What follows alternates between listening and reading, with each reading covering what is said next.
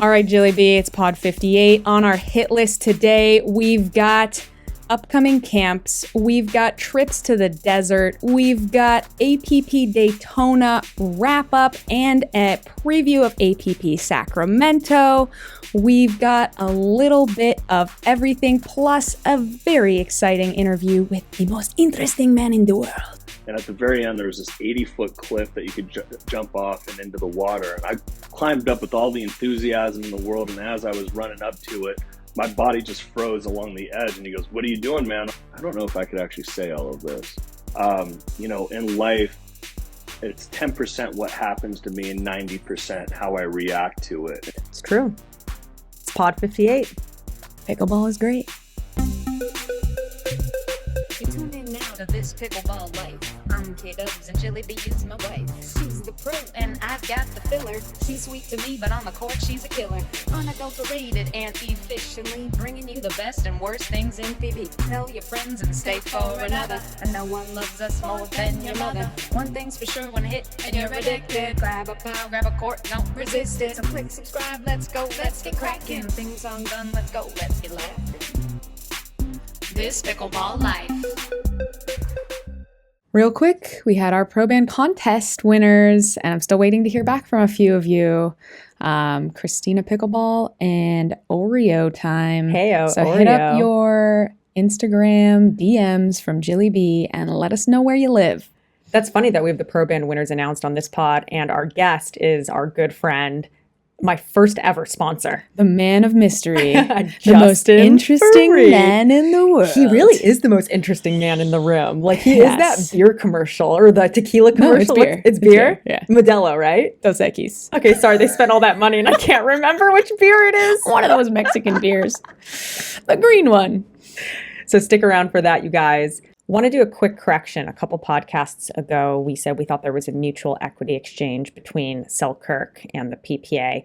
And then one of the Barnes brothers was nice enough to comment on YouTube that was actually incorrect, that there was no equity exchange. So I just want to put that out there as a correction. Now, another future correction. I heard there has been an equity exchange between Yola and the PPA. I was going to say, wasn't there someone else who had an equity exchange we were just talking about? Let me look into that, find out if that's right, and hopefully not another correction in 2 weeks. Did I say you could wear my pants? I'm sorry, I'll take them off right now. Well, when you look better than me in things, you can't wear them, okay? Okay, fair enough. Those pants do look great one on and you. done. I'm so excited for navy. You know I'm obsessed with navy. And you've got the turquoise going, but I'm just a navy girl. So for those of you who aren't on video, Kristen's wearing my brand new Leo Rivet compression tights that have just been a lifesaver in terms of injury prevention and reducing inflammation after I have like 3-hour plus practice sessions. Not to mention long car rides or plane rides, just giving your blood vessels that extra boost to help the healing and the flow inside of your body. Not to mention they look really good on you. Heyo. So if you guys want to support the pod and you want to feel better when you're playing, check out leorivet.com. Use code JillyB for a discount. We are so thrilled to be partnering with Leo Rivet for this podcast. So on to a little bit of catching up. So we're going to get into APP Daytona in a second, but real quick, we were just in the desert. I had theoretically a golf clinic and a golf tournament turned into just a golf tournament and some lessons, but it's all good. Kristen goes to the desert to earn money and work, a couple weeks of the month and ends up just hanging out with her friends, playing pickleball and playing golf. So how do I sign up for that? Yep. Retirement in advance. Wait, that is my life plan. Oops. So I was supposed to play with a group yesterday, and then I found out they didn't want to start till 10:30, so I had to pivot and head to the public parks. And I had not been to the public park on a weekend morning in season for like 2 years, I guess, since before my knee surgery, and I kind of forgot what a madhouse it is, which honestly, it was fine, but I did have a run-in with Did you get in a fight? Pickleball toxic masculinity. And I hadn't told Jill you haven't told anything me any about of this this yet because it's just like who too much. do I need to hurt, KW? So I'm there with my friend who, by the way, Jill hasn't met yet, but she's gonna love because she shares your Italian blood and it came out. But we get on the court and it was another our first defender. Good. Yes, yeah, it was our first, game. So we were like, do you guys want to warm up for a sec? Hit a couple dinks.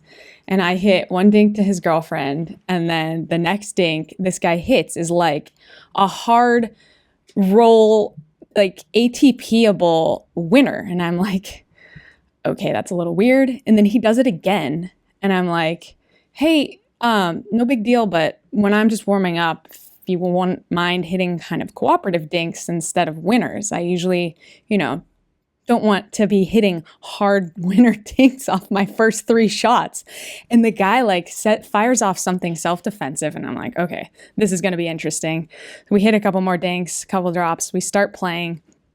And my friend I'm playing with is like, what is with this guy? So she's now taken it upon herself to be especially excited for every opportunity to take it. She's owning his corner, just ripping balls right into his line. What's your friend's duper? We're up 9-2 and this guy's just spazzing out, and you can just see the fumes coming out of his ear from getting his ASS kicked by 2 chicks. And we get off the court and it's whatever.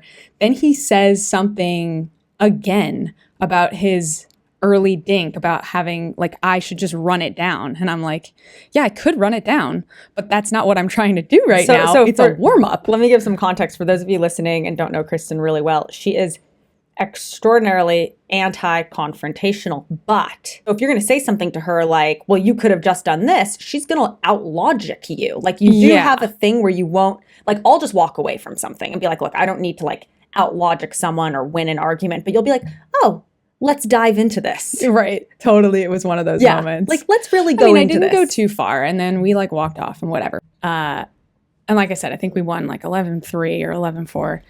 And then, of course, we're waiting and waiting and waiting. And as the numbers work out, we're going to play with these effers again.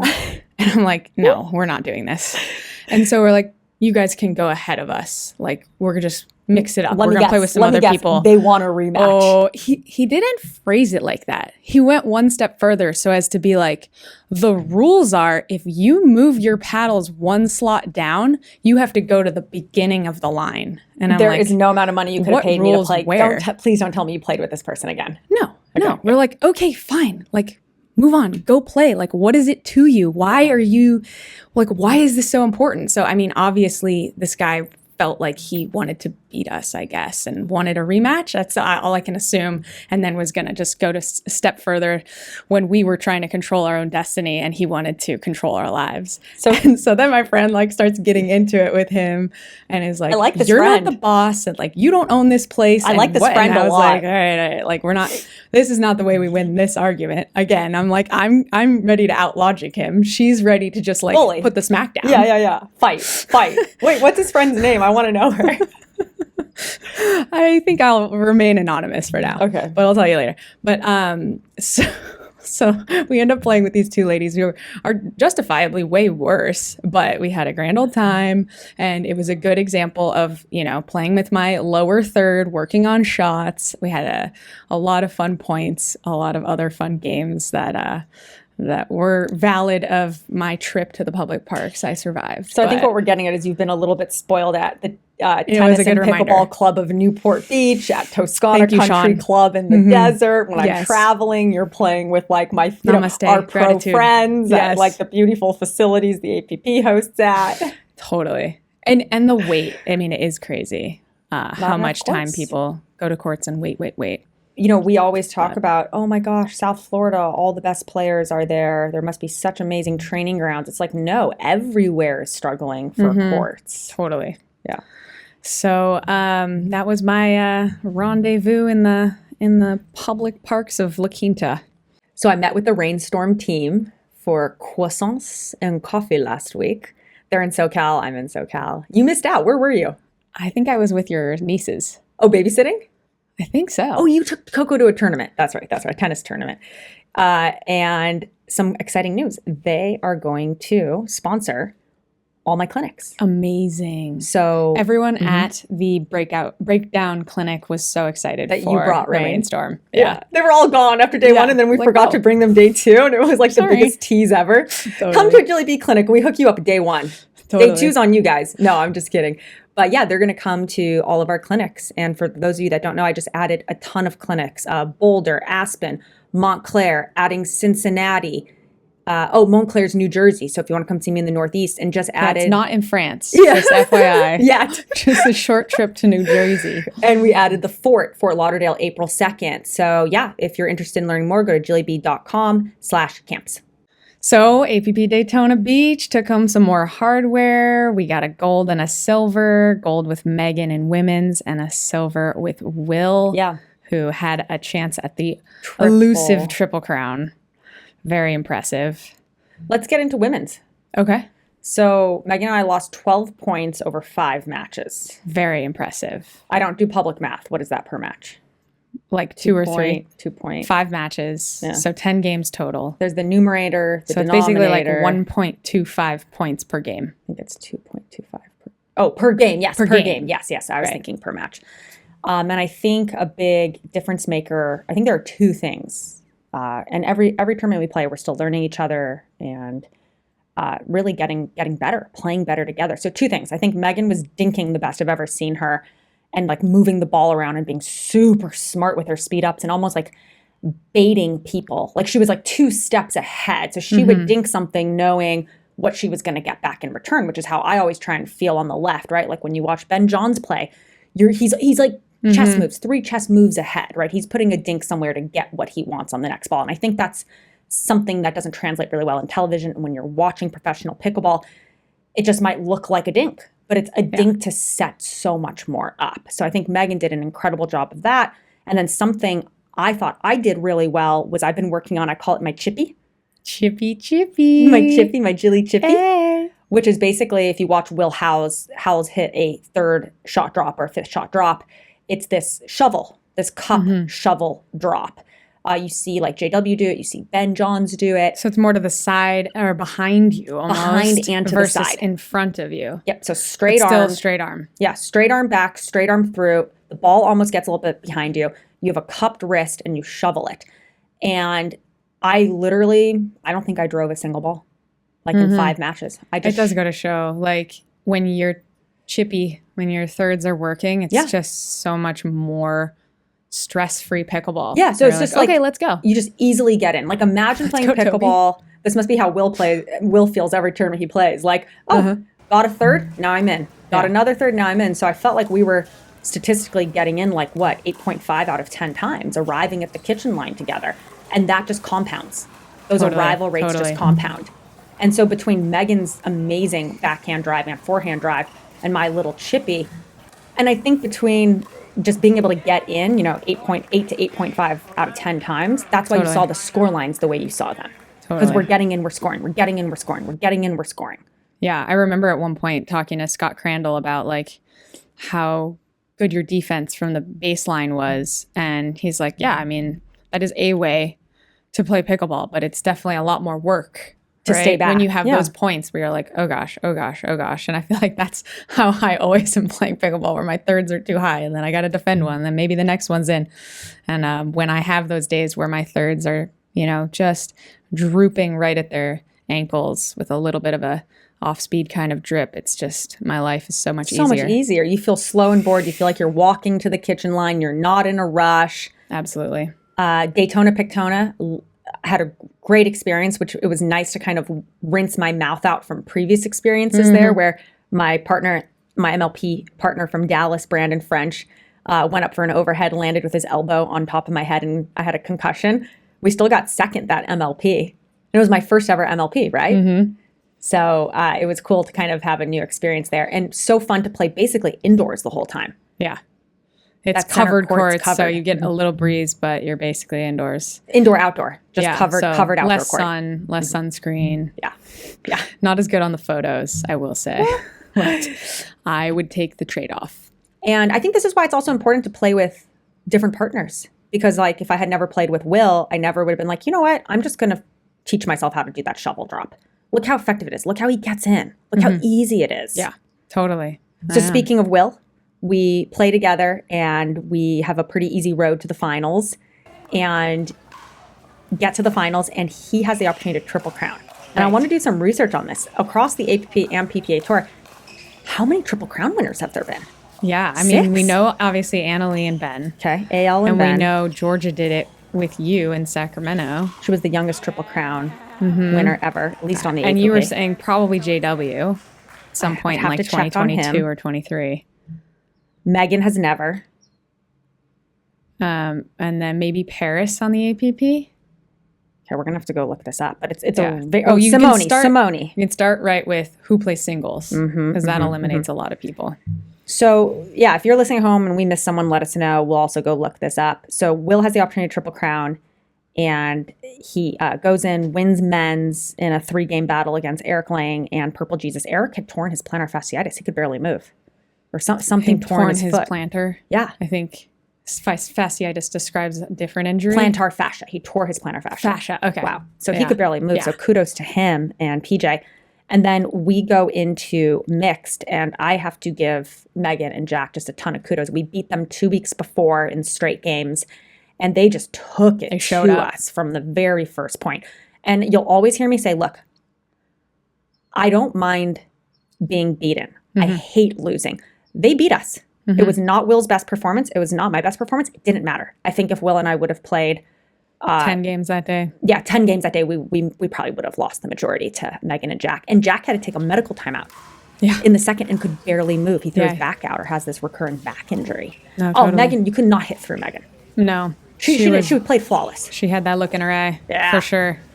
And she had that chin in the kitchen look, too, where it was like, come at me, bro. I'll just shove it back down your throat. No, Will kept going at her. It was like, nope, I'm here, still getting it over. Can't hit through me. Yeah, totally. So huge kudos to them. And I don't want to end the year 1-1 with them. We got to figure out a way to do this again, even if it's just in rec play. Yeah, that's funny. Yeah, so will be returning back to playing with Bobby Oshiro. Who got married to Bobby and on her honeymoon. So that was why Will was kind of on lend to me. Thank you so much, Bobby, for getting married during these conflicts so we could borrow Will. I have something funny. So then the rest of the year, I'm on schedule to play with Max Freeman. Not the rest of the year, but for the next 5 tournaments, I should say. And they're big tournaments, right? Like New York, the Fort, US Open. And I'm checking in with him every 3 weeks. So Max is this lefty. He trains in South Florida, friends with James Ignatowicz. Ben Johns wants to play a tournament with him. Yeah, what's the next best thing from Will Howells? Will Howells training partner. Yeah. So I'm like, okay, Max, you're not going to sign with the UPA, right? Because there's no way they're going to let you play with Ben Johns without signing a contract. But so look, I don't want to commit to these 5 events unless you promise me you're not signing. He's like, no, I'm 100% not signing. Not. And don't forget, I was supposed to play some with Eric Onsens. He signed. Last year, I was supposed to play the rest of the year on the APP with Andre Daescu. He pulls out on me 24 hours before the New York Major, 48 hours before the New York Major, signs with the UPA. So I'm just like, this cannot happen to me again. And they write a whole article in the Dink about how he won't be playing with Ben Johns because he's not signing a contract. To sign. Okay, so then obviously you're listening at home. You know where this is going. He's 4 days ago, with the UPA. I get a phone call. He signs with the UPA. So it's starting to feel a little personal, guys. What did I do to deserve this from the UPA? I can't think of anything. I literally had in the notes for this pod 2 weeks ago. It's kind of interesting how the PPA must hate you so much that they sign all your male partners immediately after playing with you. Gabe signed. Andre signed. Eric Onsen signed. Who's next? Max Freeman. Literally, that's in the notes. So here we are. You wrote that before he signed. Yeah, it's literally in the notes from... Gabe, you're clairvoyant. Are you the Oracle? Yeah. So this just in. And the next signed player for the UPA will be... Mark Dancourt. I keep calling him Max. Shit. Max substitute Mark. What's my partner's name? Mark. Okay, Mark Dancourt, another friend of Will Howells. MD, the doctor. So I'm playing with Mark Dancourt for some, and then Aiden Shank. If you don't know that name, that is a player to watch in 2025. Rhymes with Hayden. He's the taller, younger version of Hayden. Yeah. I think they're the same age. I think they're the same age. 19. They're both 19. Okay. Yeah, maybe so. He's a freshman in college, right? I'm super excited. Yeah. Lots of... And let's be real, the girl's the X factor in mixed, right? Let's be honest. No, just kidding. Yes. So yeah, the playing in Sacramento in a couple short days here, playing with Megan and Mark Dancourt. Really excited about this week. Mark Dancourt, who also trains with Will Howells. Yeah, we're going into the APP Sacramento. There are a few interesting storylines. If Megan gets 2 medals, she's playing in 2 events, she becomes the all-time medal leader in the APP, which is really cool.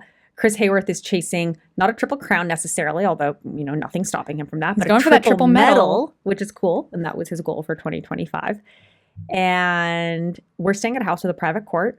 Yes. We're killing it on housing this year. Come on, housing. Thank you. You won the prize. You won the prize. You get me and Kristen. You're welcome.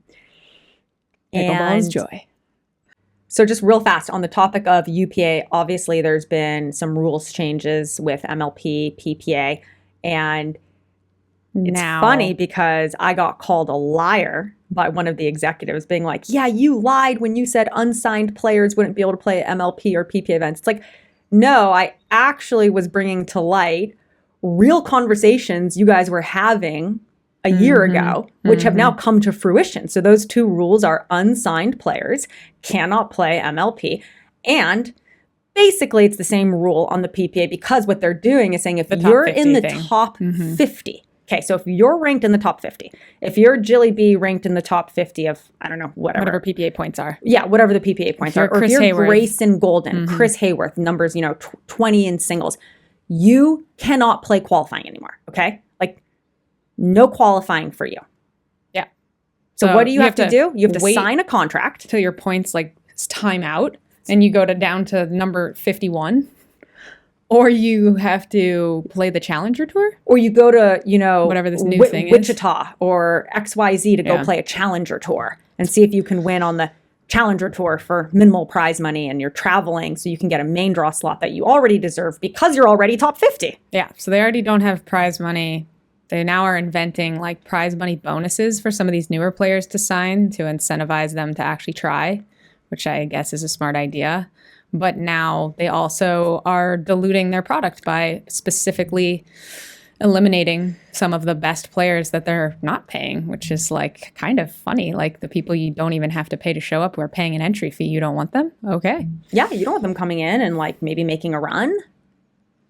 You don't want them coming in and like proving that you're signing the wrong players. Well, you don't want them coming in being in qualifying, and then it's so unfair to all the other players who paid to be in qualifying. So the tour is going to keep getting more insular, right? Like these are our signed players, our league. And if you want to come in, sign a contract. You want the opportunity for exposure and bigger sponsor dollars and this whole dream, right? And you want to play the best players in the world, sign this contract. Yeah. And I think that's a really fascinating business model. Like they're doubling down on it. They're spending more money on player contracts, not less. I don't know if I believe in that model because it's like whack-a-mole. Like a year ago, there was no Max Freeman. And in another year, there's going to be 10 more of those Max Freemans, 10 more of those players. Yeah, there were a couple of comments we're going to get into in a second that address some of this. Really? Mm-hmm. It's interesting. Like, I'm not saying there's a right and a wrong. It's just fascinating. Very. So when are we going to talk about my sister's tournament? Oh, my God. Do you want to call her? Because she's dying to talk about it. Oh, my gosh. My sister has gone in. You know when you run a business and you go 1 minute being like, I'm nuts. Why did I think this would be successful? And literally 60 seconds later, you're like, I'm going to do this. I'm going to conquer the world. I'm brilliant. So she has that in her pickleball game. And I wonder how many of our listeners have this. So she played in a tournament on the Rise at Los Cab 3 nights ago. And she gets silver place. On the Rise is like the brand of tournament? Yes. Okay.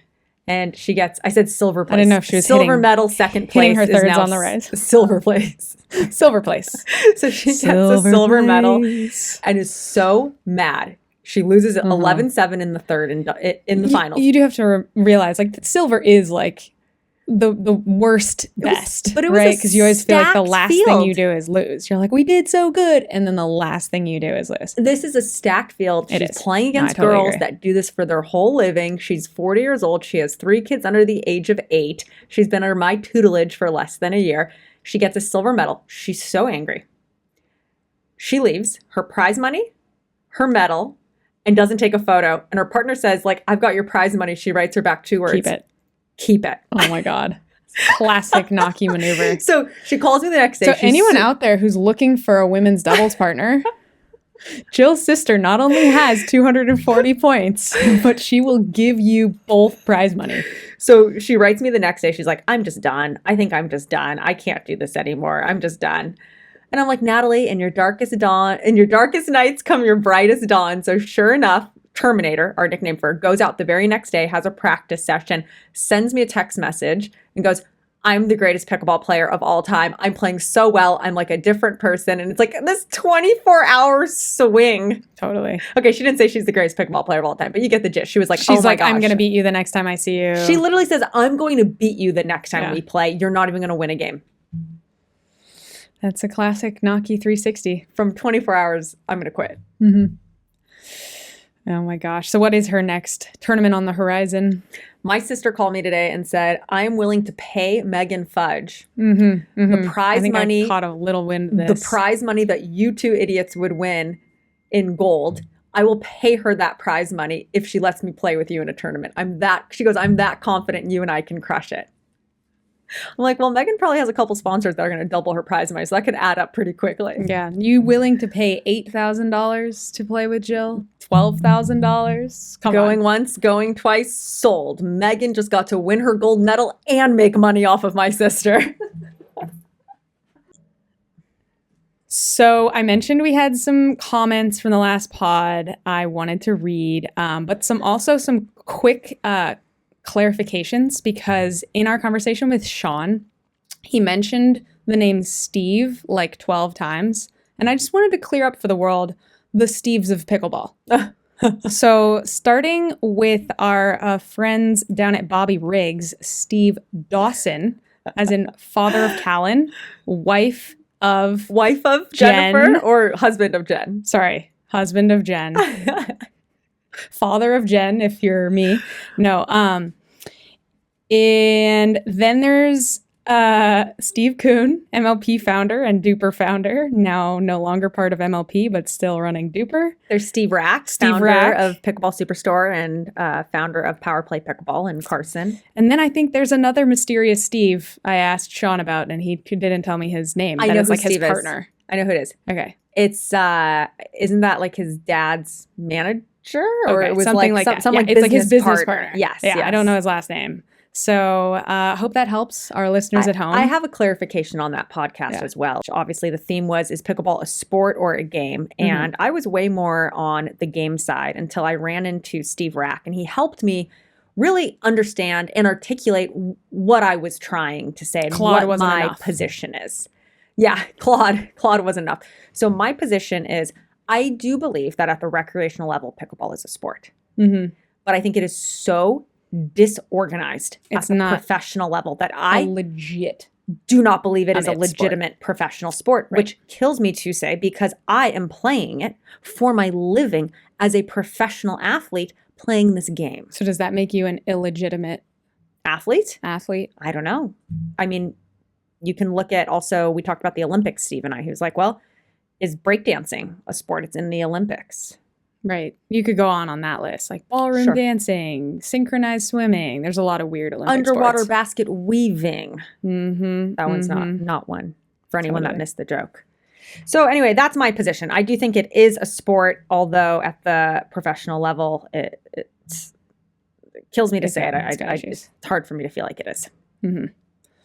Well, we're going to be discussing our listeners' thoughts on that. Okay. Let's start with Aileen Price. I'm probably mispronouncing that, so sorry.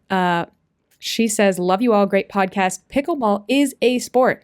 Is it a professional sport? Absolutely not. Thank you, Eileen. I agree. Yeah. I mean, Sean's greatest interest is in how much money he can make, and I don't feel like he's really adding anything to a broader conversation. Look at other sports like the WNBA. Look at the low amount of money that rookie women get paid. It doesn't make it less of a professional sport. It's all about value and the ability to reach a broader audience and get sponsors. Everyday pickleball players don't care about professional pickleball players or watching YouTubes with subpar corny analysts like Dave Fleming. Ooh, fighting words. But I think point being there, like the sport and the professionalism are two different conversations. Agree or disagree? Well, I don't know. I don't know if I agree or disagree with that, because what I'm basically saying is the lack of professionalism at the pro level is making me feel like it's more of a game. Right. And in our conversation with Steve I guess your question is, can I separate those two? And I don't know. Well, the question I posed when we were talking to Steve Rack is like, why are we having this conversation? Why is it relevant? He was like, why am I pondering this on my drive home from work? Why am I talking to my wife about this in our spare time? But I think that there is some reason there in that, you know, what we all love, we want to see be in its best light. So I like what Isaiah said. He goes, Okay. I have to agree with Jill that pickleball is not a sport yet because of the inconsistencies. Even at the amateur level, things are a crap show. You have tournament directors that don't know the rules and are playing in their own events. There was a tournament I played in where they couldn't find a game ball, and the other team wanted to play with some random ball they pulled out of their bag. I've traveled around the U.S. and Central America and have more stories like these than I should. Admittedly, events are hard to run, but that's not an excuse for increasing negative risk. On the flip side, I don't want to take anything away from the people who really do have it together, much like Trace Palapis. Nice. Yeah. Isaiah's always on point. Yeah, well said. Okay. How about this gentleman who says pickleball is not a sport, it's not a game, it's an activity. It's for the everyman. Easy entry. Almost anyone can hit the ball over the net. You needn't be athletic to enjoy it. Think bowling or putt-putt. No major TV contracts. No widely recognized pros. No lucrative tours for players. Bowling is an activity for the masses, and that's what pickleball is. On that note, I have to tell you the funniest thing that happened to me today. I went to go get my teeth cleaned. And I guess I wrote on my form pro pickleball player when I filled this out like 6 months ago, booking my appointment for as a new client. And the dental hygienist asks me, "Oh my gosh, you're a pro pickleball player. That is so cool. Do you live around here?" I said, "Yeah, I actually live with my mom." And she goes, "Oh, are you the mother-daughter duo?" I was like, what is she getting excited about? Does she know your mom? I was like, "You mean the 18-year-old that plays with her mom, Anna Lee and Lee Waters?" Like, "Yeah, that's not you, right?" She looks out the chart and sees my name. I'm like, "No, that is definitely not me." Yeah, but it kind of goes back to this gentleman's point. Who knows pros? No one knows any pros. I play with people down the street at a club that is full of very addicted players who play all the time. Yep. And one of them literally was saying to me today, like, "I don't know any pros and I never watch pro sports." And it kind of breaks my heart when I hear that, because I obviously want people to want to watch pro pickleball. I do think it's worth watching, but you know, it is what it is. Playing and watching are a very different mentality no matter what sport you're talking about. So in that regard, I think this is our last comment. This gentleman said, professional team pickleball will not ever be a financially viable proposition. You cannot take an individual sport, tennis, golf, bowling, skiing, and convert it into a team competition. Look at Ryder Cup, Davis Cup, countries playing against each other every several years, like on a very limited basis, as he's saying. So lastly, and with respect, this gentleman's chasing fool's gold if he follows a soccer team's template for success. Soccer is the world's most popular team sport with the world's biggest superstars, apples to kumquats. I appreciated that very specific citrus fruit he used as an example.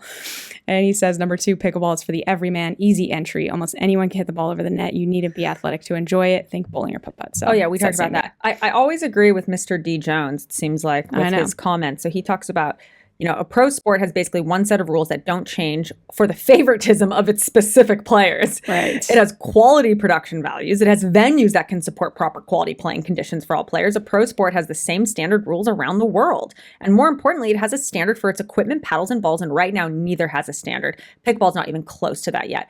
This Mr. D. Jones, why don't you just come on the podcast? Seriously. Let's reveal just yourself. Reveal yourself. Shoot us a text. FaceTime us. So I think the only thing left is paddle talk, should you choose to accept it. And I just really don't know if I care anymore. I missed that segment of our pod where it would be like, paddle talk. So can we just... But I will say, as a tease, we will have an announcement next pod. A big one.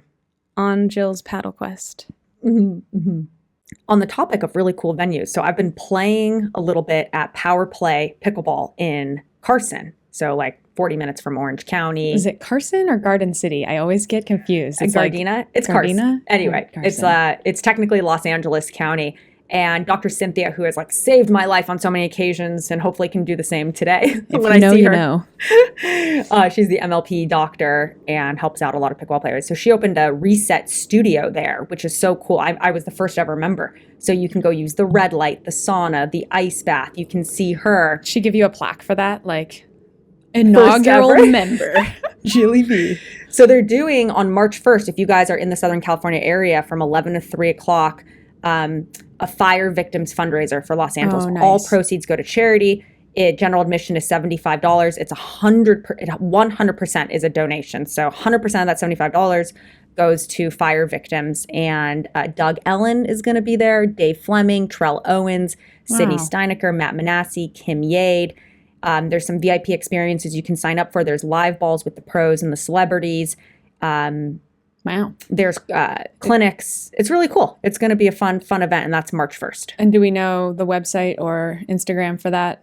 If not, we will add it to the description.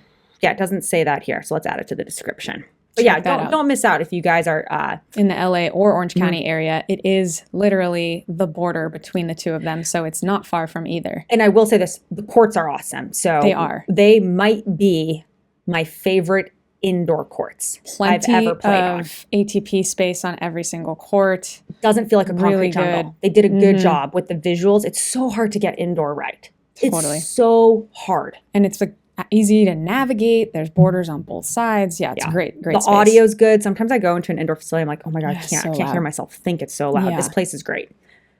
And then we are giving away 3, not 1, not 2, but 3 Hesacore grips. I play the pink extra small tour gel grip, and that has just been game changing for me. I really, really love my Hesacore grips. Kristen, when someone's like, hey, try this paddle, and you grab it, you're like, ew. Doesn't have a know. Hesacore. I know, totally. And so many times when I hand someone my paddle to try, they're like, what is this grip?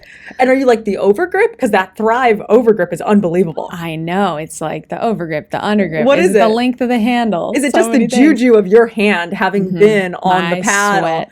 Your sweat. All that multicolored, like sweat stains. So if you are interested in either getting another Hesacore or trying it for the first time, what do you have to do, Kristen?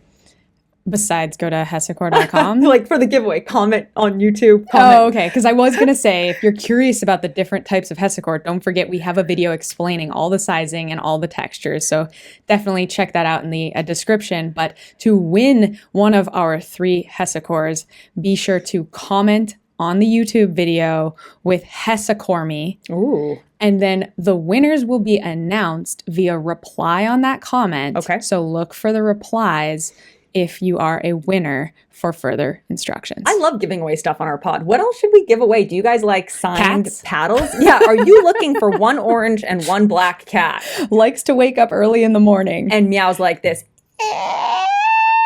Like, how does our cat not know how Very to meow? photogenic. Very photogenic. Like if you're looking for a cat to sell a product, perhaps this is the cat for you.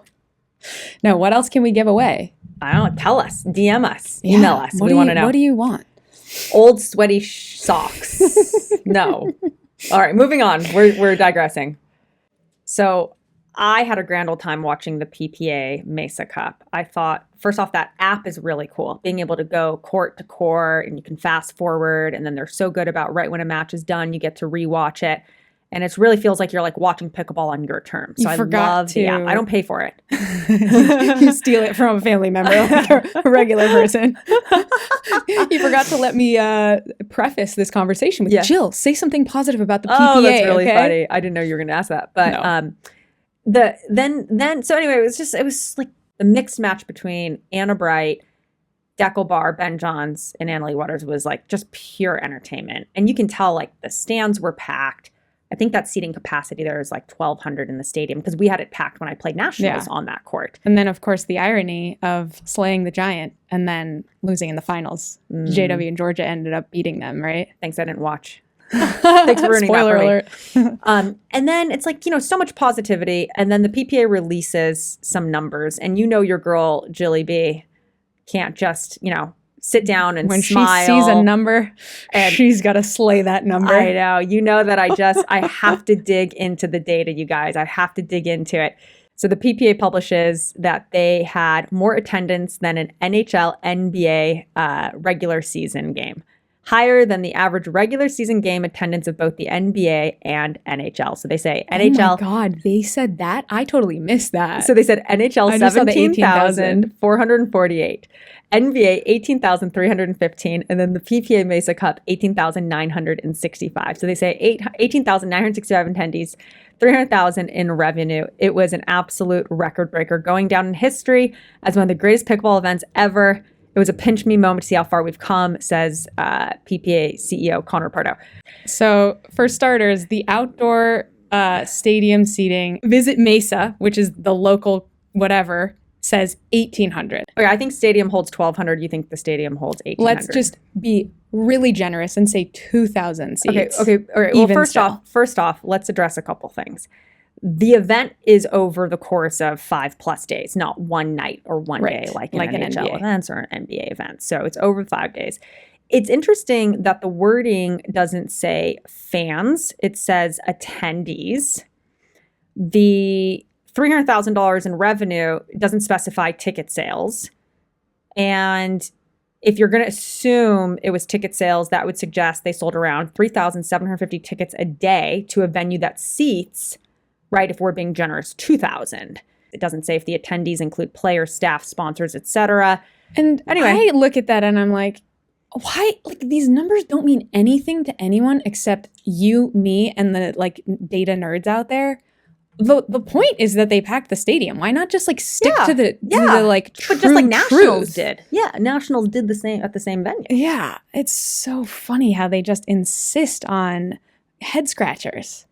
Well, I have a theory on that. Also, if you do the 19,000 and the 300,000 in revenue, that means it's $16 a ticket. That's like not a great look for anyone. Yeah, so like it's all just doesn't add up. They're either, but you know, they are throwing in sponsor revenue. So then what does that make it better or worse?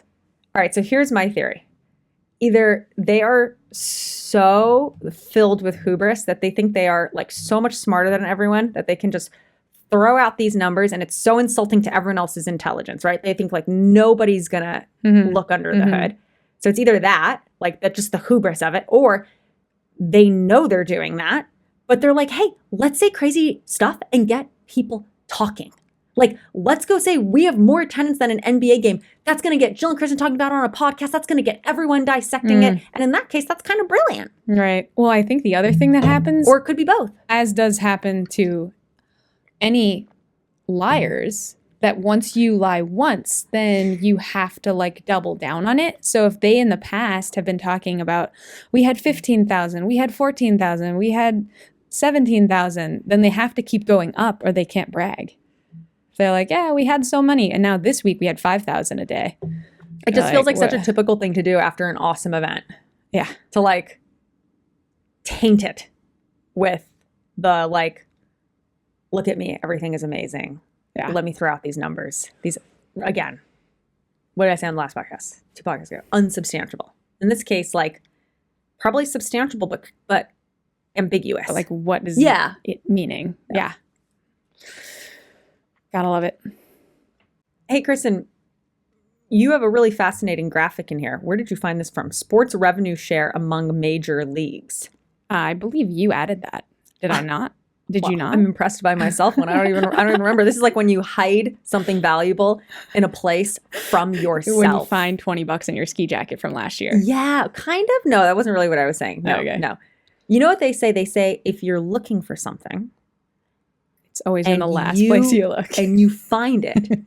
Don't put it back where you found it. Put it where you first looked for it. And that has really changed my life the past couple weeks. You guys, you're welcome. You came here for pickleball advice, but look at this life advice you're getting. I've found that to be the exact opposite of what happens. No. I'm always like, I remember finding it in the bottom of the closet in the third drawer behind the shorts. You do a very strange memory. That's like how I am about things on my desk. Yeah. They like do messy say desk, but like I know where my things are. The people who have like legendary level memories create memory palaces. Yes. So memories are all about attachments. The more you can attach the thing you're trying to remember to the most amount of things. So like second story, third door, in the corner, blue room. Yeah, I've heard this guy with the best memory in the world describe this, and the irony Sounds is like a lot of he work. had like the worst memory ever, and then he trained himself to have the best memory ever. And I've listened to like 3 of these podcasts with him, and I understand none of it. Oh, wow. I don't know. It Like sounds you fun. sound so cool saying memory palace, Right. Just so you know. My thing is, Can you back it spell up? it. If I spell the thing I'm trying to think of, then I see it. Or you can just do what my sister says. Every time she learns one new thing, she forgets an old thing. I think that's more accidental, but you know, whatever it takes. All right, sports revenue share among major leagues. So at the highest is the Premier League. So 61%. Football. Yep. As a side note, you know how people have the issue between paddle tennis and padel? And I'm like, well, if you say padel, everyone knows what you're talking about. If you say paddle, you have to describe what you're talking about. And I think we should do the same thing with soccer and football. So if you're trying not to like be confusing, you say football. If you say football, no one's like, you mean the Chiefs? They know you're talking about soccer. Yeah. Agree or disagree? Listeners. Jill is not listening, so I was it's not fine. listening to any of that. Bundesliga. Let's talk about the Bundesliga coming in at 53%. What? It's another soccer WTF league. is Bundesliga. Yeah, I mean, he's kicking a ball, Kristen. I can see the graphic. Thank you. I mean, I didn't think he was I kicking a watermelon. Thinking maybe it was handball. With a foot. Footy. NBA Doesn't look like a 50%, rugby. NHL 50%. And that's kind of the target you hear, that like 50% And what they're saying number. is the number of athletes that are like paid relative to the rest of the league. Yeah, so what they're saying is if the league brings in, let's use round numbers, $100 million, that $50 million should go to the players, Okay. right? That's revenue share among leagues. And then like individual teams, right, in the NHL can Right. run with that similar pattern, that similar ratio as well. Like, Exactly. yep. Okay. So So basically, MLB it's a measure of how well the players are sharing in the revenue. Exactly. And so like if pickleball were on here and it was player to league revenue share, it'd be like astronomical because the players are making $30 million a year. It'd be like 3,000% because they're making more than the tour itself. Correct. In my opinion. I mean, again, these are privately held companies. We don't have the data on that. I mean, I've seen stuff. Right. Right. Well, I do But even like remember what I've seen, is it true? Like, yeah. And I think this is valid to talk about. So spoiler alert, guess who's at the bottom of the barrel? Tennis. 17%. yeah, I'm not So surprised there. it's an interesting metric, I think, as a goal. Like if a league could pride itself in sharing the revenue as much as possible with the actual, you know, artists on the stage. I'm really excited for The hub. our next guest. Our next guest. Yes. Justin Farid, a man who I'm about to introduce, but is a dear friend of ours. And someone, when you have a conversation with him, you hang up and go, I just learned like 3 things that are going to impact my life. We already talked about how he is the Dos Equis most interesting man in the world. Most interesting man in the world. So you guys don't go anywhere. You are Here gonna is wanna hear it. Justin. For sure. Our guest today, Justin Farid, is president of ProBand Sports and a longtime entrepreneur with experience in building successful ventures from the bottom up. He played football at UCLA, tackling more than just opponents, many injuries as well, which I'm sure we will get into. Justin has a background in public policy where he was a legislative aide in the House of Representatives and was one of the youngest congressional candidates in history. He is one of those people where he could start a sentence like, so when I was paragliding in Micronesia, it got really crazy because I ended up defusing this bomb at the same time I was saving a baby. I've worked with Justin for almost 2 years now, and the thing that impresses me the most about him is that he is as good of a listener as he is a storyteller. He's a deep empath. And that's fitting in a business that he's been a part of for almost 20 plus years that takes care of people and helps people. So it makes sense that he would have the same mission. When I have the pleasure of speaking with Justin, I always learn something. And for this reason, and all the ones I've already listed, that is why we are so excited to have our dear friend, Justin Farid, on our podcast today. Justin, Thank you so much for being on. Finally. Yeah. Well, Jilly B, K-Dubs, I got to say you're two of my favorite people in the entire world. And I'm going to also build on top of that with introductions like that. I will come on your podcast any day of the week. I don't even know where you got that bio. I'm going to have to get whatever you put together and I'll make it my new CV. She's a wizard with words. I can't believe the only thing I think you missed was how well he crushes a Halloween party. Yeah, I mean, that is true. I unfortunately, every time I play pickleball in a tournament, which on Halloween we did, in our costumes, I always seem to come in second, and it's killing me. I've got to get on the pickleball court more often. That's exactly it. King of That's the just, world. Anyway, long story short, had a good time playing pickleball on Halloween, that's for sure. It's always a good time when pickleball is involved. Okay, so last time we talked, you were racking up the silver medals. Has there been a gold medal yet on the pickleball court? So I haven't played a tournament since. Okay. And I've played a lot more pickleball. So you haven't lost a tournament since. That's exactly haven't right. lost a That's single the match. bright side of it. That's it. I will say I played the other day and I won 7 in a row, and it was very competitive. It was against the first winner of the amazing race, and he was really trying his best, and he wanted to keep going. I played like 2.5 hours of pickleball, and I think I got 7 games on him, 7 out of 7, but he wanted to keep going until he won. And 2.5 hours later, I said, hey, I'm going to have to call it today because this is more pickleball than I've ever played in one sitting. I went home and I had to take a nap afterwards because I was spent. That's just every day of my life. I was going to say that. That just sounds like a Tuesday for me. Which is impressive because you are a professional athlete and I'm a washed up former athlete. I love it. So, Justin, what listeners may not know about ProBand products is that they're actually classified as medical devices. ProBand started 34 years ago by your father. I've had the honor of meeting your very soft-spoken, very thoughtful orthopedic surgeon dad. What is the genesis story of the business and what's it like taking over? And if I'm remembering correctly, you bought your dad out last year, right? And my mom, and that was back in 2020. And I took it on as a passion project because I grew up helping my family build this business right out of our garage. I remember my father working on prototypes in the garage, and it all started when Pete Sampras was sent to him as for a second opinion on carpal tunnel that he had. He was potentially going to go in for surgery on his wrist to treat his carpal tunnel. And my father had conceptualized for a long period of time about the origin of where carpal tunnel syndrome comes from. They call it syndrome because it's difficult for them to pinpoint exactly what the origin or genesis of it, where the source of inflammation is coming from.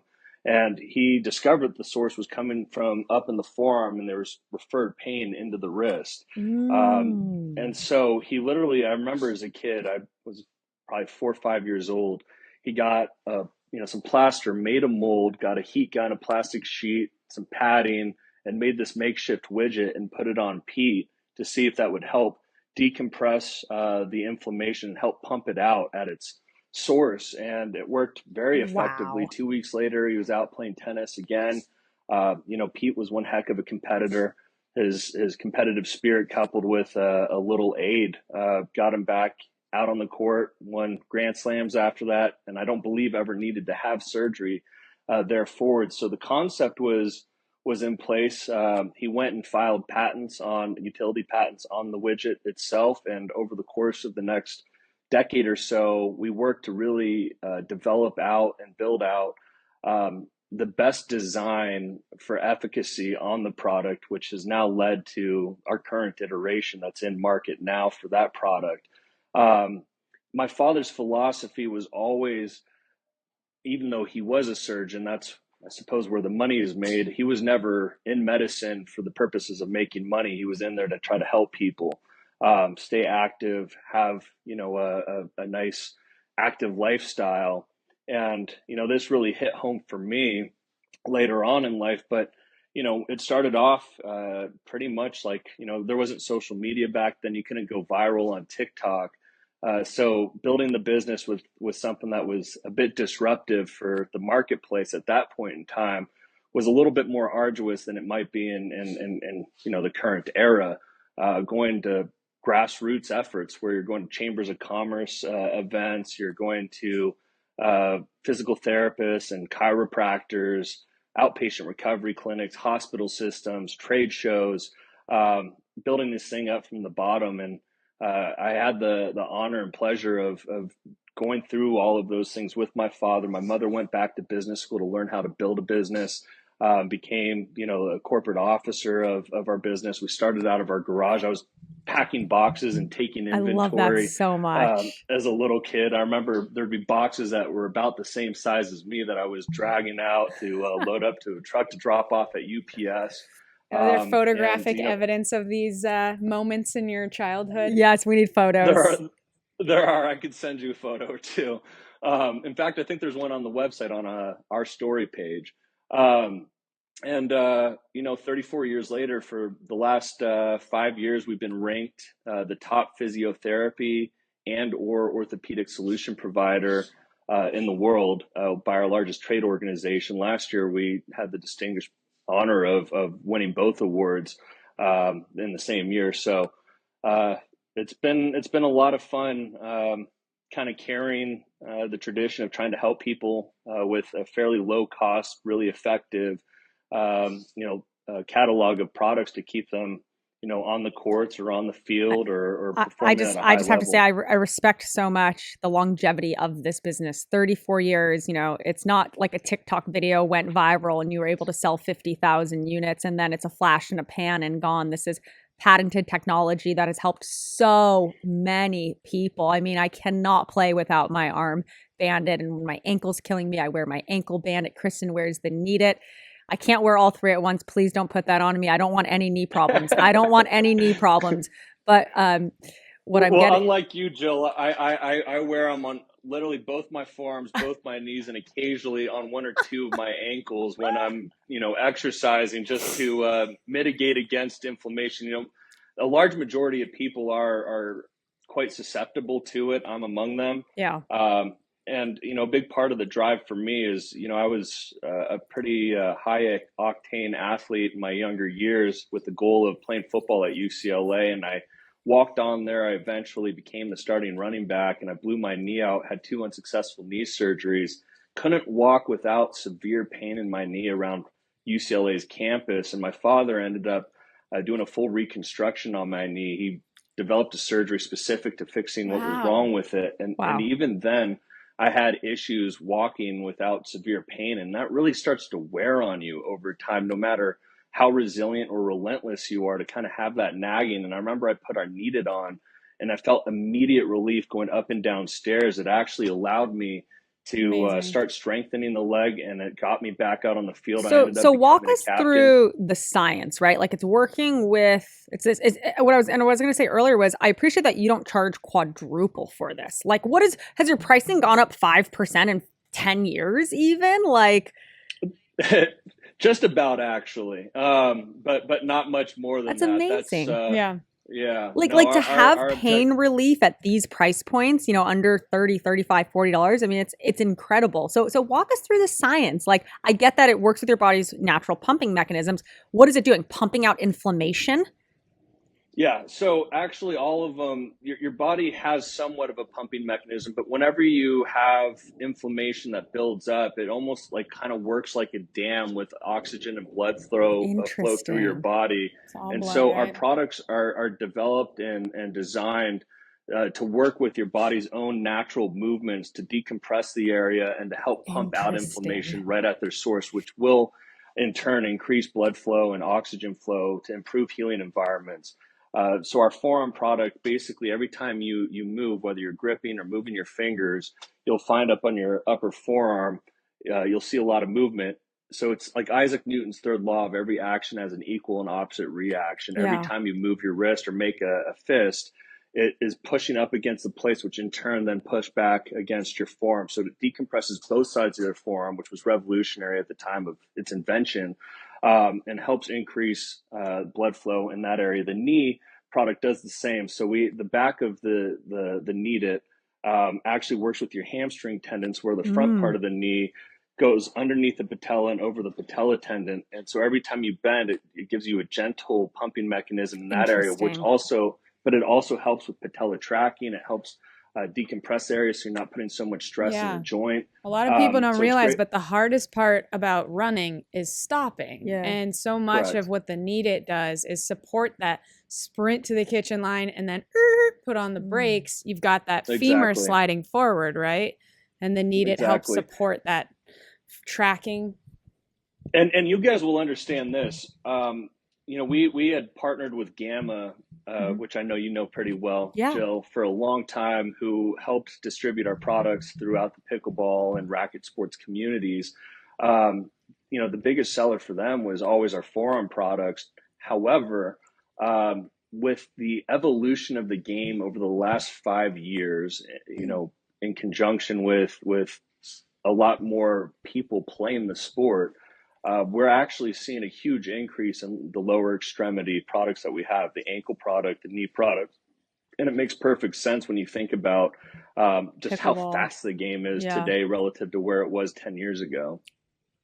Yeah, people post those clips sometimes juxtaposing like 4 years ago to pickleball today at the pro level. And it's like, oh my God, is that in slow-mo?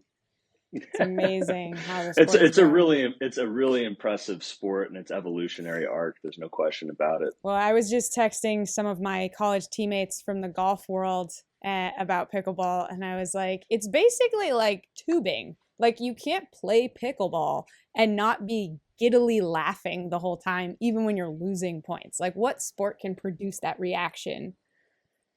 It's an amazing community of people. It is a fun sport to play. I love that people from all different backgrounds could play against one another. Totally. You know, I remember my very first pickleball game. I was a multi-sport athlete. I've been able to pick up sports relatively quickly, but there was a guy who was probably twice my age and could move half as fast, and he beat me like 11-0. And I was like, wow. We all have that exact story, Justin. That's the indoctrination and the welcoming hug that is pickleball. It's humbling. It's humbling. That's exactly right. And then all of a sudden I was like, you know, the competitive side of me was like, okay, I can't let that happen again. Yeah. Now imagine being a former professional or competitive tennis player and having that happen in a racket sport, because that's what happened to all of us, I promise. 100%. So Justin, in June of 2023, it was reported that pickleball injuries cost Americans north of $370 million in healthcare costs. And we joke that every single time a new player enters the sport, an orthopedic surgeon gets a boat. So walk us through, have you seen like a direct impact from pickleball injuries in your business? You said February has been like a record month for you guys. We're only a couple weeks into February. Do you ever cross the correlation causation route of like, our sales went up, let's look at hospital visits by pickleball? Like, is there some way can you track like why it's a good month? How are they coming up with these numbers? We have a certain idea. You know, our primary customer base has always been selling to hospital systems, outpatient recovery clinics, physical because therapists. You're a medical device. Yeah, a lot of people don't know that. Yeah, chiropractors. However, when I bought the company and took over, I thought it was really important because the cost of a doctor's visit with insurance is going to be expensive. It's, you know, a strain. It can be a strain on the economy. Having to wait until it's so bad that you need to go see a physical therapist or you're going to your chiropractor's office. We thought it was really important to do consumer education about repetitive motions or things they may be engaging in or pain that they might be feeling without knowing what a remedy can be. And a lot of it, like you said, is referred pain. So people don't even know where the origin is coming from. Indeed. Yeah. So we actually started campaigns where we were doing a lot of consumer education, people in different niches, whether they're, contractors swinging a hammer every single day, someone working and typing on a computer every day, or someone swinging a paddle multiple times a week for hours on end. We saw a lot of growth actually in the pickleball space among many others, but because I think there were so many more people coming to the table basically from 2019 to now, we felt it was really important to to be there to keep people on the court. You know, Kristen, you just mentioned earlier about the community of pickleball and the joy that it brings to everyone who plays. When you're dealing with ailments or pain, or you have to rest or feel as though you need to sit out, you know, that's our objective is to keep people, you know, in motion, give them active release. You know, the bottom line is our products really work best when you're using them in forums or arenas in which you're creating the ailment to begin with. It basically can help reverse what those motions and movements would be doing otherwise to your body. You have one other issue with your product I want to bring up.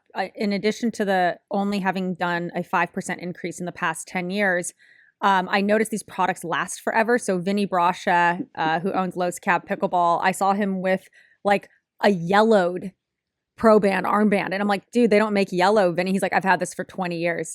So it's like a kudos to you and your products that, you know, you've got that super affordable price point and it's lasting 20 plus years. So, you know, we have an old school philosophy of making a high quality product and selling it for a reasonable price. No one's trying to retire off of this. What we're trying to do is be as impactful as we can, be a very mission oriented company. Yeah. We manufacture all of our products right here on the central coast of California. That's amazing. They're all hand assembled. Wow. So, you know, and all of the materials are sourced domestically for most of our products.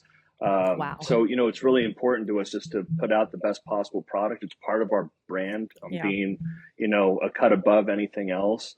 And, you know, I love hearing stories like that. Although it may not be reoccurring revenue for ProBand, what we do know is that we've made an impact on someone's life. Yeah. At that point, he obviously needs to try the magnetic version, and right? the pink version. That's right. And you know what I love about that is I unfortunately lost 3 people within a couple of months to pancreatic cancer. And so I was really trying to think of a way that we could be helpful in that respect. And, you know, I thought about what if we put out, you know, this pink product and have a percentage of the proceeds go towards molecular level cancer research. So, you know, I love that it looks so phenomenal on you, Jill, that it's like the same color as your brand as well. It looks like it was made for you. It's my signature. And, you know, we really encourage people to buy those products because not only will they help you, they will also go towards researching cancer at the molecular level. I have goosebumps. Absolutely. Yeah. Both my parents have had cancer. My mom's currently going through it. So it's amazing, honestly, how far we've come. You talk about research. My dad, when he got cancer, they said, if you had been diagnosed 3 years ago with this particular type of cancer, we would have given you 3 years to live. And my dad is, you know, knock on wood, going on like 10 years. Happened right when we met. And my mom's going through chemo right now. And the doses are so, you know, dialed in, and the ways that they are monitoring her blood levels and the ability to pinpoint these surgeries, it's amazing. And the detection, of course. So it's like, I mean, I remember as a kid feeling like the consensus was, oh, you know, it's no one's ever going to cure it. We're pouring all this money into it, but cancer will always exist. And that's probably true, but we've sure come a long way in battling. So it's kudos. I want to be more like optimistic. I want to hope that they do figure out a way to cure it, you know, to treat it at the molecular level, really pinpoint it, as you said, for each individual, because each individual is going to be different, right?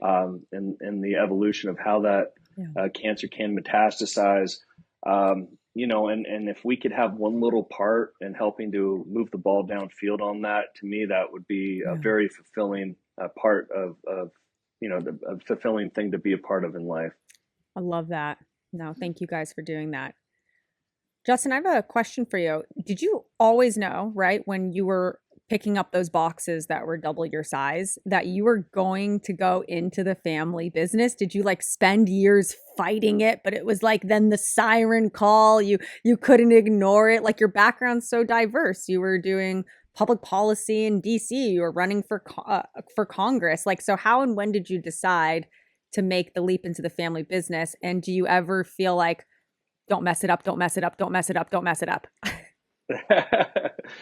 Well, you know, as an entrepreneur, you learn to adapt and overcome, and no matter, you know, it's that old mindset or adage of you can see an opportunity and challenges. And at the time, I grew up building the business. I've always been involved in the business in one capacity or another. But that was just because I'm a team player and wanted to help our family. I loved the mission, the ethos behind the amalgamation of the common ethos behind, our products, our mission, the impact that they could have on people's lives. It became very personal to me when I blew my knee out and dealt with the pain associated with that.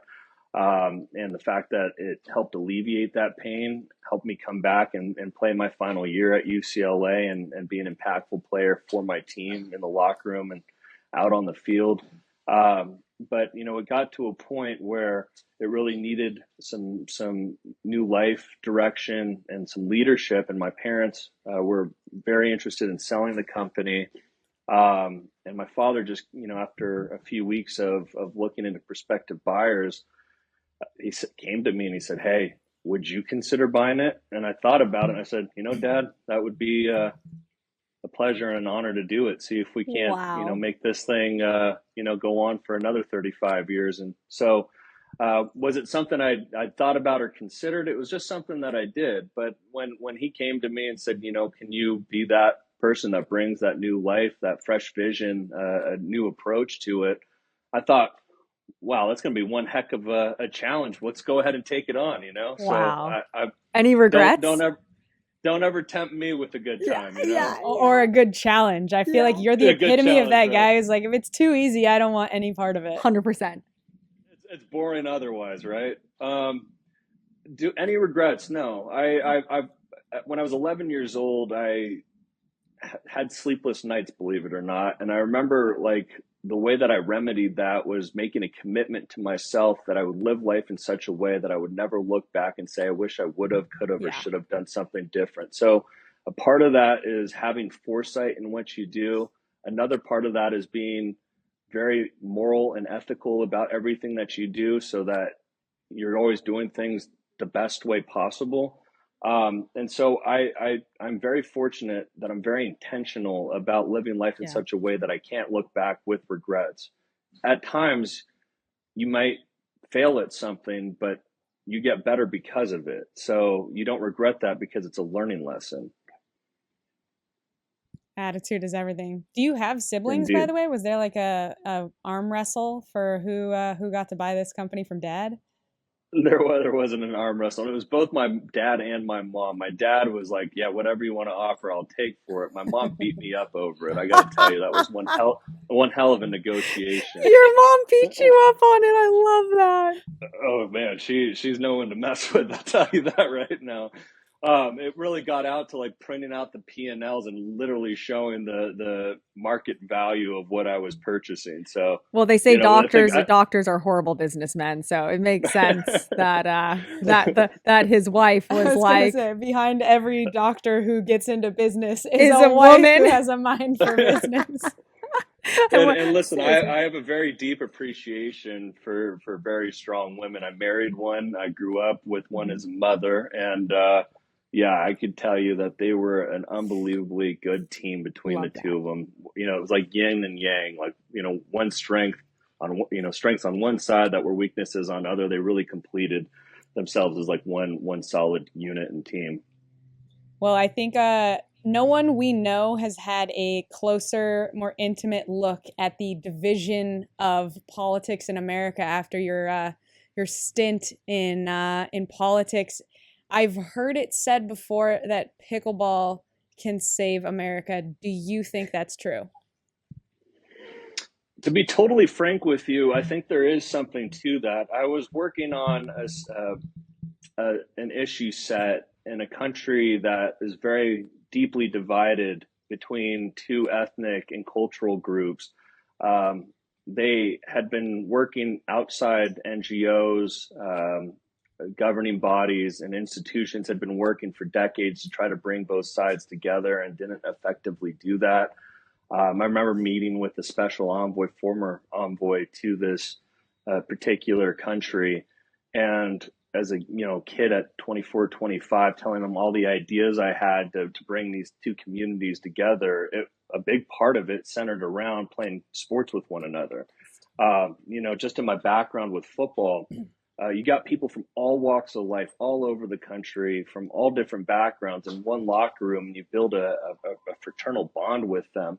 And so I thought about that concept, and he just about laughed me out of the room when I laid out the multi-pronged approach, one of them being, having sports with one another.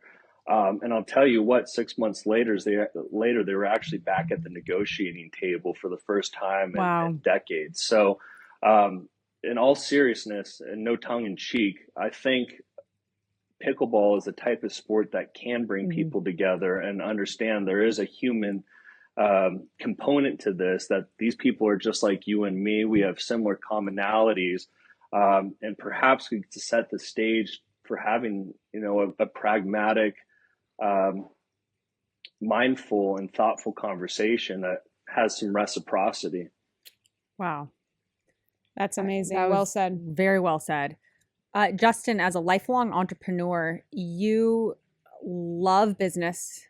You love the psychology with building teams. You love learning about leadership. What are some, like 2 or 3 of your favorite business quotes or axioms that you live and lead by? Boy, I have quite a lot. Some that I know every from time we others. talk, I pick something up and I have like a running note app that's like what Justin says. One of them's painted on the wall, right? It's funny. I love John Wood, and he's one of my favorites. Now, he was a basketball coach, but he was much more than that. The guy had a philosophy. Actually, right behind me is his pyramid of success. I wear on my wrist a bracelet I got from him back in 2008 that says competitive greatness. It's the very top block of the pyramid. Wait, what does it say? Competitive greatness, which is defined. Cool. It's actually the first thing you see when you walk into my office on like a wall. I call it a pony wall, but it's kind of like a little, anyway, it has competitive greatness on it. And then the definition of being at your best when your best is needed. Enjoyment of a difficult challenge. That's one of my favorites. I think at your best when your best isn't needed. Is that what you said? When your best is needed. Be at your best when your best is needed. Indeed. Bringing it. And always having enjoyment of a difficult challenge. Nothing comes easy. You have to be willing to sweat, to bleed, to really put in everything that you can. I often say to people, you can't always be your best, but you could always bring your best. And that ultimately goes back to attitude. And I remember when in 2007, Norm Chow was hired as our offensive coordinator at UCLA. He had a lot of notoriety winning national championships with USC earlier in the 2000s. He went and became the offensive coordinator for the Tennessee Titans when they had just drafted Vince Young. He came in and he had a really simplified playbook, which I appreciated. I think oftentimes football coaches could overcomplicate the vernacular and amount of verbiage that is associated with the play, where he kept it very simple, allowed us to absorb the playbook quickly. You weren't thinking about every little thing that was called out. Instead, you knew what you were doing and you could focus on executing on that play immediately. But he had on the very first page of his, playbook, it had a long drawn out quote from Charles Swindell talking about attitude. And at the very end of it, which is easy to remember, in life, it's 10% what happens to me and 90% how I react to it. And so much of life and what we do, no matter what it is, and it transcends anything, whether it be your household, organizations you're a part of, businesses that you're a part of, it all comes down to attitude. I generally make a theme of the week with my teams. And I start it and I lay it out. It'll either be someone else's quote or just a quote that I had thought of. And I then bring some context to it. But it's kind of funny. We went through a lot of challenges about 6 months ago. And I want to say 6.5 months before that, 6.5 months ago, a couple of weeks before that, the quote was, you could either, cry in the storm or dance in the rain. It's all attitude, right? So I love that. I think I love that. I don't have any tattoos, but I would definitely get that tattooed. So I'd really say the 3 tenets, and the last one, and I shared this one with Jill one day, and she said, I really like that. I'm going to write it down. I said, you know what? I'll do that too. It's about being grateful. grateful for every breath that we have. I said, at the end of the day, even if I'm having to be dragged through hell, I'm grateful I have the legs to push me through it. You know what I mean? So I think your attitude is a big part of it. Be positive, be energetic about what you do, be grateful for what you do, and work hard and try to be the best version you could be that moment, that day, that week. Absolutely. Love that. Yeah, no, it's super true in golf. I always talk about what you can't control and what you can control. And like you said, you can bring it, right? You can bring that energy and that focus into any sport, any day, any challenge, and that you can control your intention. You don't know which shots are going to come out of your body, your arm, your swings. You can't promise that you're going to execute perfectly on any golf shot or any pickleball shot, but you can promise to yourself that you're going to commit to them and you're going to be the best partner for your partner. And those are the things that actually end up over the course of 10,000 days, 10,000 holes, 10,000 hours, making champions, is that will to keep bringing it. And you exude that through your pores, Justin. Yeah. I would be a part of any team you started, any product. You talked about the origin story and now expanding to your three main products.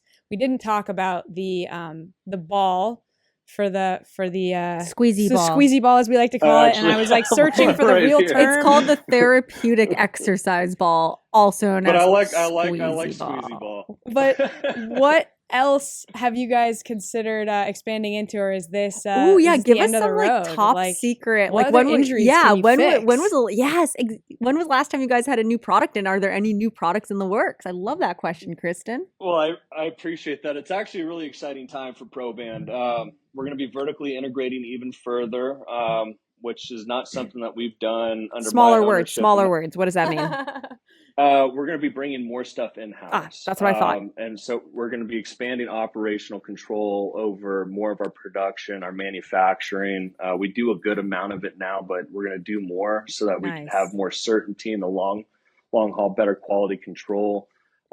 It's just better to do it in-house. And then the next iteration is, we're going to be bringing new prototypes to market. Wow. Manufacturing is one of the toughest businesses I've actually ever been in, and I've been in some pretty tough ones, whether they're businesses or different initiatives I've embarked on, because what you do in the prototype phase, what you do even in small production versus large production can vary significantly. So it's actually one of the more challenging things to do is take a concept, actually develop a widget, and then figure out the most effective means of getting a high quality product to market at scale. Because oftentimes we as operators have to figure out how to make things most efficient, because we're not going to sacrifice on quality, and actually get it to market where we can sell it to folks at a reasonable price point. We've got some things cooking over the next 18 to 24 months that I'm really excited about. So it's a secret. Is that what you're saying? Will it be hot pink?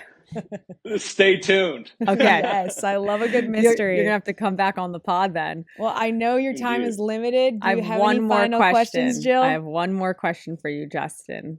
I've loved this conversation so much. I could spend 2 hours talking to you, Justin, and frequently we do. Likewise, and I hope I've done well at keeping things succinct and not too verbose. You're crushing, but I definitely want you to go verbose on this question.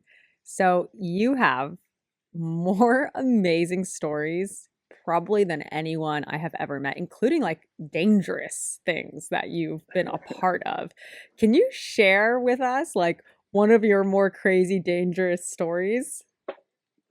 I'd be happy to. I will say this, though, as a prerequisite. I married my college sweetheart. We were friends for a decade before I realized I wanted to marry her. And when she decided to interrogate me about how serious I was about dating again, I proposed 2 months later, by the way. Wow. She made me commit to two things. She said, no cheating, no dying. I said, I could definitely do the former. The latter is inevitable. She goes, well, don't do anything to help expedite that process. And I'm like, man, this is... So she knew who she was marrying because she said no dying. I mean, I was perplexed initially, but then when I actually thought about it, I was like, okay. With all of that being said, I've been very fortunate to find myself in some really interesting situations over the course of my life. I think a real fun one is I remember being in Israel, and I remember I was with, I don't know if he officially was, but he was pretty clearly in the Mossad. He saw me and he looked into my eyes, and these people are trained to assess who they're dealing with very, very quickly. And he says, "Do you have any fears?" And I'm like, "It's a good question." I said, "I'm not really, but there was one that was a surprise to me." And I went on this, they shut down the 405 back in 2011. I don't know if you remember that. They called it Carmageddon. So I called my buddy in Boston and I said, "Hey, you want to go on a road trip to Vancouver?" And he goes, "Yeah, that sounds good." So we drove up the coast. We did a little river raft in the morning in Merlin, Oregon. And at the very end, there was this 80-foot cliff that you could jump off and into the water. And I climbed up with all the enthusiasm in the world. And as I was running up to it, my body just froze along the edge. And he goes, "What are you doing, man?" I'm like, I can't jump. He goes, "What do you mean?" "Well, then move." And he just jumps off, right? But that's when I realized I had like a fear of heights, and I had no clue because my heart was in it. My brain wasn't. So interesting. So I shared this with my friends who were in the car, and I'm like, "All right, what are we doing next?" And they didn't say anything. They were very cryptic. But I haven't really slept much in the last few days. I'm just gonna like drift off. So I wake up and we're at an airfield. Oh. And then they had me sign these like disclosures that said, "I'm doing this on my own free will. I'm not being, coerced." And I'm like, "But I am." I'm like, "This isn't something I signed up for." Next thing I knew, guys, I was up 15,000 feet and was flying down 15,000 feet to the ground. When I landed, it was actually a heck of a lot of fun. They let me corkscrew like in both directions. Like he's like, "You want to give it a shot?" I'm like, "Sure." So I hit it. He's like, "Ah!" We're both screaming, and I stopped, and then I like went in the other direction, and then I stopped, and he goes, "Man, you're crazy, man!" Like the guy who was jumping with me. And I will say, I get back into the car, and we go have lunch after that. I was flown down in a helicopter, and then we were 7 minutes early to the Alat airport. So he decided to, I don't know if I could actually say all of this, but he landed. Let it fly and tell us if we need to edit it later. He landed the helicopter on its skis at the very tip of a mountain that was like blown up by wind, and turns off the engine so like the propellers stop flipping, right? Fires the thing back on, we land, and I will tell you that entire flight, I wasn't afraid at all. I conquered my fear of heights by being thrown out of a plane. That's amazing. What a I'm story. sure that Do not goes against a disappoint. lot of like traditional psychotherapy or advice. Like, No, I think that is like the strategy numero uno is like Confront your fears, strategic. Jill. so wait, are you saying I should throw like 1,000 spiders on top of you? In theory, you should. Yeah. Really? I would appreciate if you didn't. No, but what I was going to say is actually people with arachnophobia or fears of, anything, they do sort of like introduce it, and they introduce it in So you different want to pet scenarios. spiders, what you're saying. And I always have said the same thing. It's like if I see a spider outside at a distance, I'm fine. It's when the context switches and there's a spider inside the house where you're like In the bed sheets. incongruence. Okay. Not so much. Sorry, Justin, not to so divert much. from that story. Hey, That was my- great. How old were you when you jumped? My wife didn't jump too off is that afraid of cliff. Like, spiders, even Daddy Longlegs. yeah. How did you not go on a chairlift or like an elevator with a window or a tall building to not have ever noticed that you had that reaction? I also have the same question. So you were never on a chairlift? So I didn't start skiing until last year, which, by the way, love the sport. I'm like obsessed with it, almost as obsessed as I am with pickleball. It's very cathartic. Like when you're like, do you guys ski at all? I feel like you do. Yeah. I grew up skiing. I essentially am a professional skier. She's a depending on your stud. definition. Hey, KW, you and I are going to need to like sidebar because I need some tips. I'm just a Okay, straight I've athlete got up him there teed right up for now. you.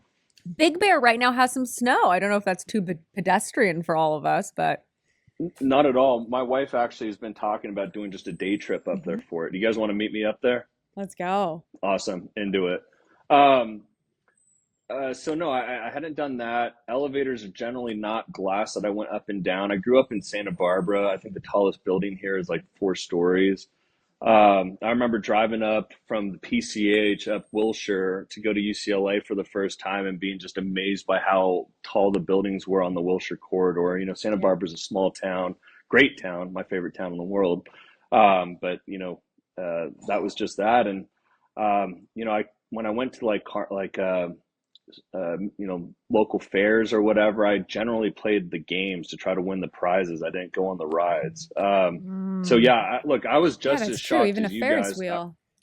Yeah, I was 22 or 23 years old when I found out I had a fear of heights. I had no Wow. clue. But like I said, I was running with like a lot of bravado and like, I'm gonna do it. And I'm I got to brave, the I edge do and it it was all. like, And how boom, many I how many froze. years ago did they throw you out of the plane? I think it was 5 years after that. I think I was 28. Love it. Wow. Yeah, so it was only half a decade of actually knowing I had that fear and the fear being alleviated. So I'm actually very grateful to I those think you guys. need to get back to Oregon and conquer that exact cliff and report back. I would love to. I don't know if you guys like kayaking, whitewater rapids, but the Rogue River is a lot of fun. Jill was lot of fun. basically number one in the world in kayaking for kids aged 8 to 10. Yes, a long time ago. I love that. That's another trip. Yes, that's a whole other story. Well, Oh my gosh. Justin, thank you so much for coming on the pod. Finally, it feels like it's been 2 years of begging you. I'm glad this worked out. And I want to thank you on behalf of everyone who uses your products because they truly are game changing. And there's nothing like pain-free pickleball. There really isn't. So thank you. Absolutely. Well, it's my absolute pleasure, guys. You know, I love chatting with you guys and spending time with you. Huge fan of everything that you guys do. And, thrilled to be on. I'd love to come back on again, and hopefully it won't be so hard to make it happen this time. Yes. We went through some adversity getting us on the call here today. Hey, we but don't like worked through anything it. unless there's a little adversity, right? That's exactly right.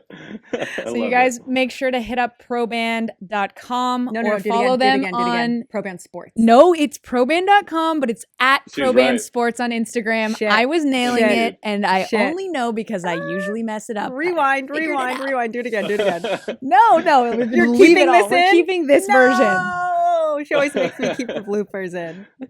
I love ProBand it. Sports Yeah. on Instagram. Proband.com is the website. Thank you, Justin. Absolutely. And don't forget the Jilly B 10 for 10% off. That's Let's right. go. And get pink. Get pink to support cancer research. Yep. And be like Jilly B. Thank That's you, right. Justin. Guys, thank you so much.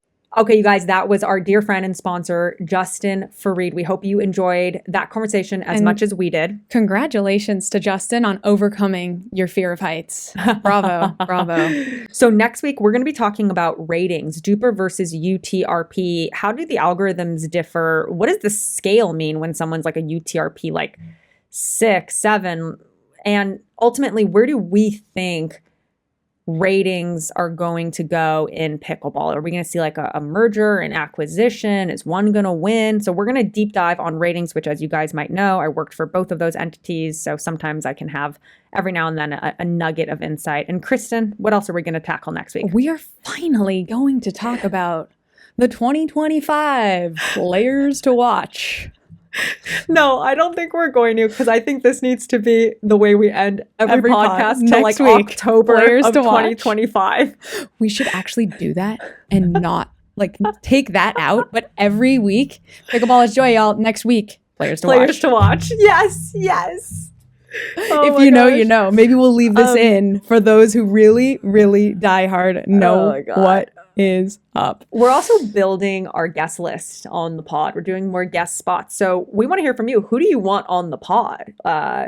So email us, thispblife@gmail.com, or drop it in the YouTube comments. We're definitely going to have my partner, Megan Fudge, on because I think her life is fascinating. I want her to take everyone through how she lives in an RV with 2 children, her husband, and their 2 dogs. And by the way, it's a gorgeous RV. Did we ever talk about? I got an RV tour. Did we ever talk about I think we talked about it. Okay. And if we didn't, let us know. And also the most dynamic, most camera ready, well-spoken, fun, and well-rounded former photographer, and owner of The Fort. Oh my gosh, Brad Tuckman is coming Yes. on the pod. Yes. He's invented training aids. He's started a 40 brilliant. plus court facility. He's started businesses and sold them. He's funny and brilliant. He is going to be a great listen. Yep. So look out But yeah, for let us that. know. Let us know who you guys are looking forward to hearing from, and we'll invite them and we'll bring them on. Yeah, no, I'm excited. To those of you who are coming to Alameda, we will see you at the hub. For now, that was Pod 58. Pickleball is joy, you guys. Don't let anyone tell you differently. We out. Next week, players to watch. This pickleball life.